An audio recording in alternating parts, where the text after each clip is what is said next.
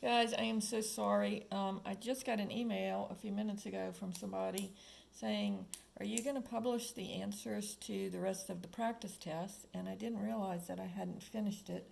I had gotten so caught up in getting all the everything else videoed. And so I'm going to go ahead and finish off the practice test now. So question number 28 says, F composed with G of 2. And here we want f of x is equal to x cubed plus x squared, and g of x is equal to x cubed minus 4. So on this problem, what we're going to do is f composed with g of 2 means f of g of 2. So we're going to take the 2 and plug it into the g function and then get that answer out and plug that answer into the f function. Remember, our final answer will come out at the end. So the first thing that I'm going to do is I work innermost parentheses first. So I want to do g of 2. So I'm going to plug the 2 into the g function. So I just copy down the f. I'm only working inside the innermost parentheses. So this would be, instead of x, I'm going to write 2. So this would be 2 cubed minus 4. Well, 2 cubed is 8, and minus 4 would be 4. So when I put in the 2 into the g function, I get out a 4. And then I'm going to take that 4 and I'm going to put it into the f function. So this would be 4 cubed, so I'm putting a 4 in for x, plus 4 squared. And so this gives me 64 plus 16. And if I add that, that would be 80. So my final answer here would be 80. Okay. Problem number 29 says f of x is x squared minus 3, and g of x is x minus 3. And here they want to do f composed with g of x.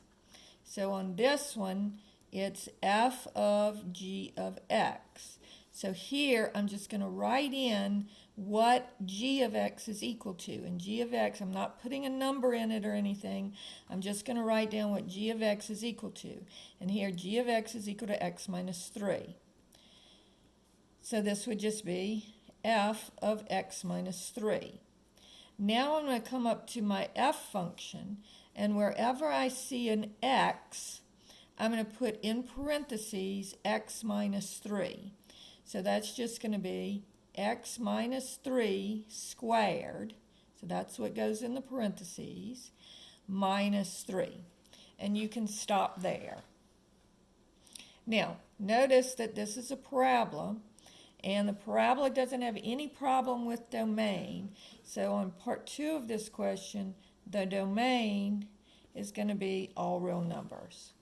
And so that's how you work the domain for a parabola. Remember, the only two problems that we have with domains is when we have a 0 in the denominator and we can't have a negative under the square root.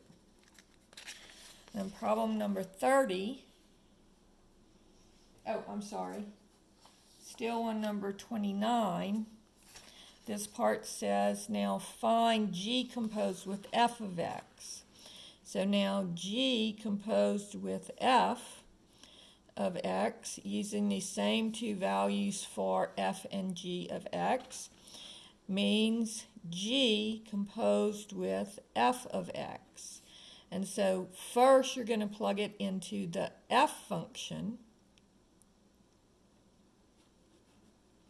and then you're going to take that answer and plug it into the g function.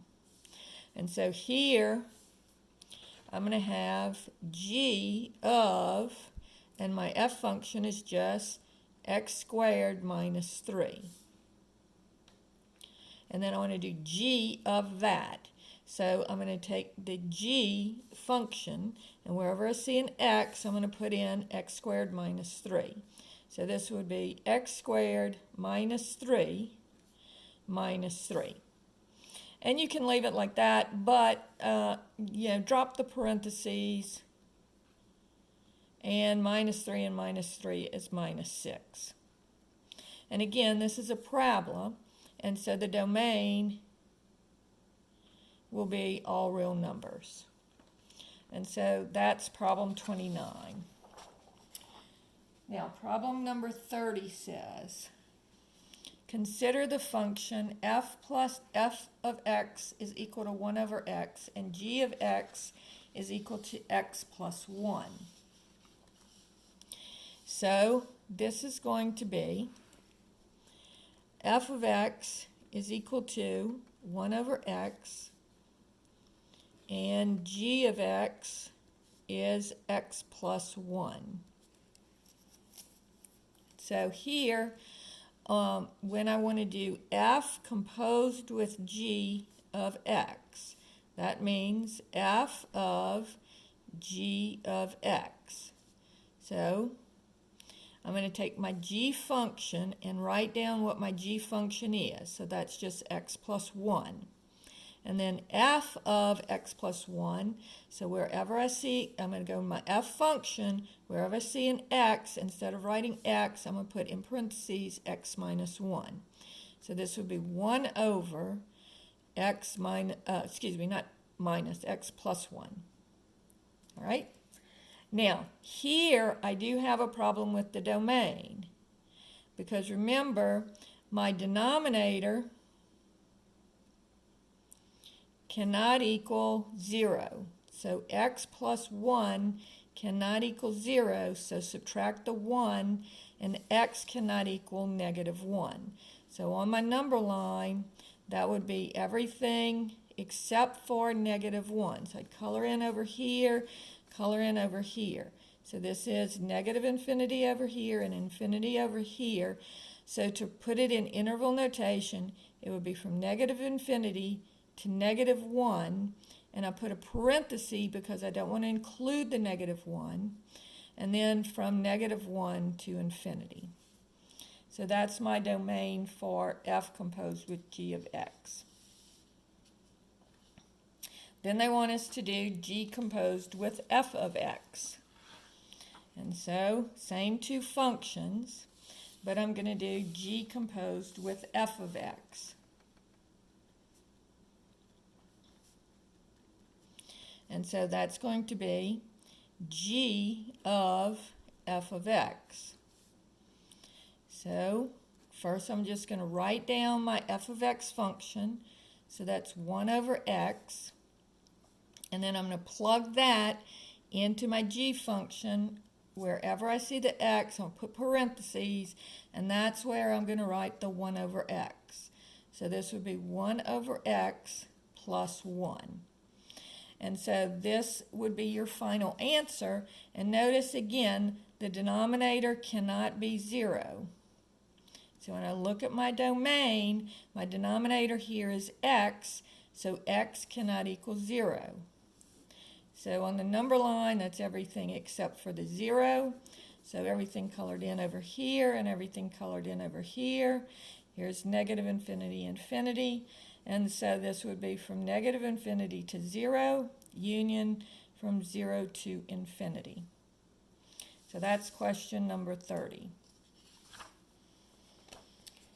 Now they're going to start talking about inverse functions. Now when they're dealing with inverse functions, remember what you're doing is you're swapping the x's and the y's. So if this is s, then S inverse would be just swap the x and the y.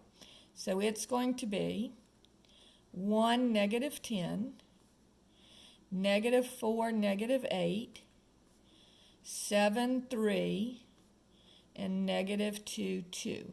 So all I did was I took these and I just swapped them for each one.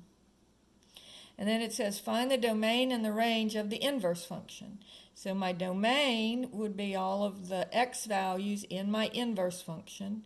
So that would be 1, -4, 7, and -2. And my range would be all of my y values in my inverse function. So this would be -10, -8, 3, and 2. So notice that the domain of the inverse function is the range for the original function. And the range for the inverse function is the domain. So the domain and the range swap because we are swapping the x's and the y's. Problem number 32 says, consider the following relation, -x² plus 4. And then it says, find 4 points on the inverse function. So what I'm going to do is I'm going to find 4 points on this function. So if I have y is equal to -x² plus 4, I'm just going to plot 4 points, not plot them, but I'm just going to figure out 4 points. So I'm going to let x equals 0, 1, 2, and 3. And you can let x be any points that you want. I just choose these. And so if I let x equal 0, I get -0² plus 4. And 0 squared is 0 plus 4 is 4. So just put this into your calculator. Then I would let x equal 1. So that would be plugging 1 in for x. I would get the negative of 1 squared plus 4. Now notice I do not square the negative here. I'm only squaring the x, and the x is 1. So I square the 1, and then it would be -1 plus 4 would be 3. And then if I let x equal 2, I would have the negative of 2 squared plus 4. So this would be -4 plus 4, so that would be 0. And if I let x equal 3, I'd have -3 squared plus 4, and that would be -9 plus 4, and that would be -5. And so the inverse function, and this is what I would put in to my answer, I'm going to swap the x and y's.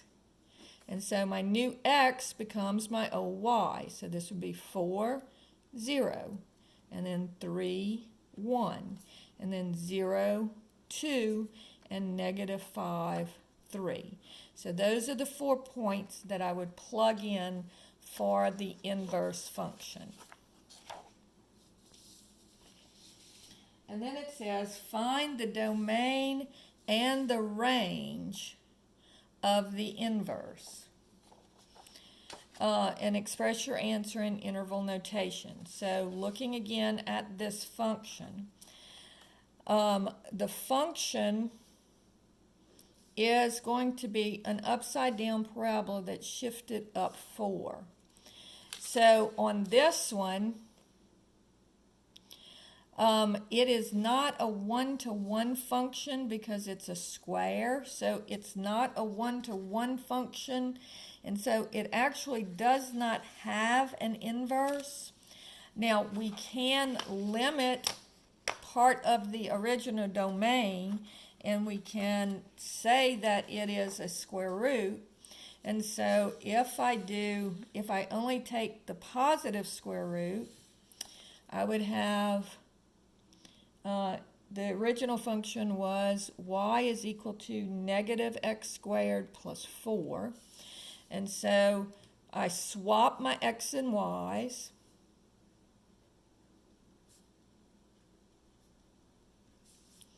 So I would subtract the 4.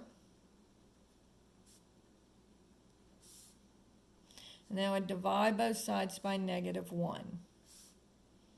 And so that would give me -x plus 4 equals y squared. And then I would take the square root of both sides. But I can't really take the positive and negative because then I'd have a sideways parabola and it wouldn't be a function. So this would be just the square root of -x plus 4 is equal to y. And so that would be our inverse function.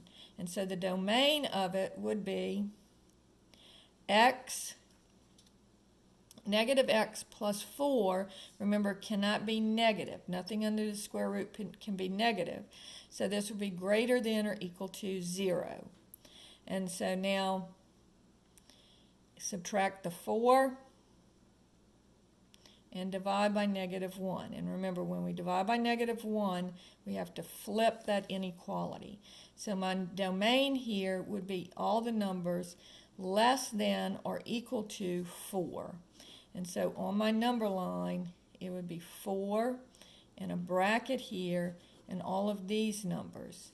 And a negative infinity's over here, so in interval notation, it would be from negative infinity to 4, including the 4. All right.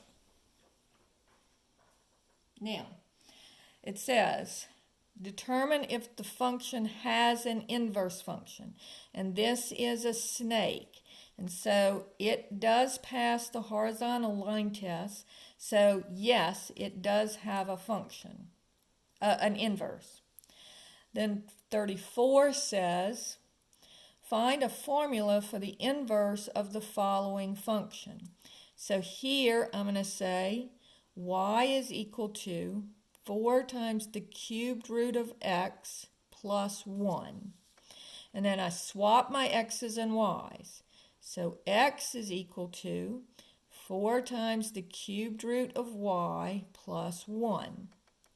Then I need to solve for y. So first I'm going to subtract the 1.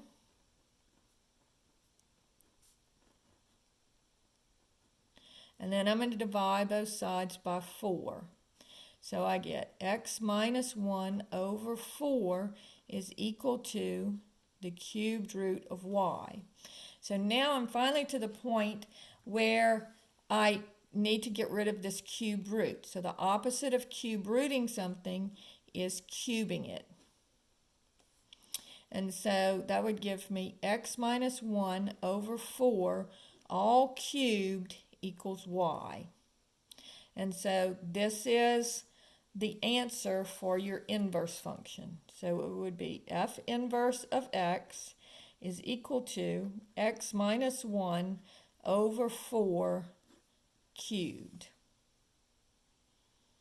All right, 35 says, find the formula for the inverse of the following function.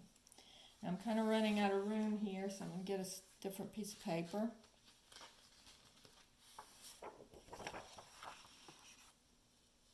Okay, problem 35 says, y, first I'm going to make it equal to y. Y is equal to 2 over 3x minus 2. All right, then I'm going to swap my x and y. So I get x is equal to 2 over y minus 2, 3y minus 2. Then I want to make both of my denominators the same. So this is over 1. So I'll multiply here, numerator and denominator, by 3y minus 2.